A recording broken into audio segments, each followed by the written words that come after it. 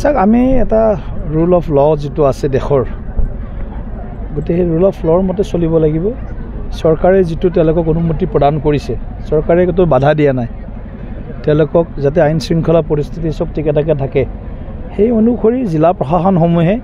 অনুমতি দিছে গতিকে সেই অনুমোদিত পথেৰে তেওঁলোকে যাত্ৰা কৰক তাত কোনো আপত্তি কৰিব লগা নাই কিন্তু ইয়াত গান্ধী পৰিয়াল মানে যি ইচ্ছা তাকে কৰিব মই যোনফালে যাব ইচ্ছা কৰোঁ সেইফালে যাম এই যিটো মদগৰ্বী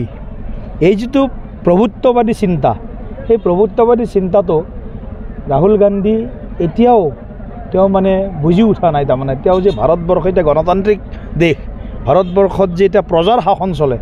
তেওঁলোকে এতিয়াও ভাবি আছে যে আমাৰ পৰিয়ালৰ শাসন চলে গতিকে এইটো অতীত হৈ গ'ল পৰিয়ালৰ শাসন ভাৰতবৰ্ষত অতীত হ'ল কিন্তু এছাম লোক যিসকল লোকে ইণ্ডিয়া এলায়েন্সৰ নামত একত্ৰিত হৈছে এওঁলোক গোটেই পৰিয়ালতান্ত্ৰিক মানসিকতাৰ দলৰ এওঁলোক বংশধৰ গতিকে মই এইটোৱে আহ্বান জনাম যে যেহেতু দেশ নীতি নিয়মৰ মাজেৰে চলিব গতিকে নীতি নিয়ম ভংগ কৰিলে বাকী আইনৰ যি ব্যৱস্থা থাকে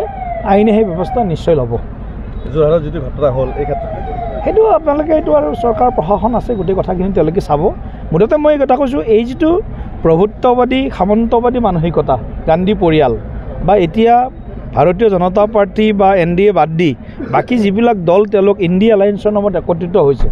সকলোৱে এওঁলোকে এতিয়াও ভাবি আছে যে আমাৰ পৰিয়ালে যি চিন্তা কৰিব সেইটো 140 কোটি ভাৰতীয়ই সেই চিন্তাৰে আগবাঢ়িব